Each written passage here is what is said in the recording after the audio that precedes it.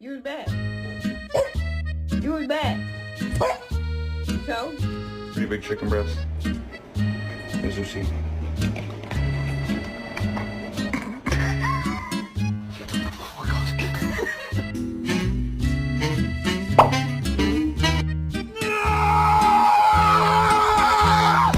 It is bedtime. Let's go.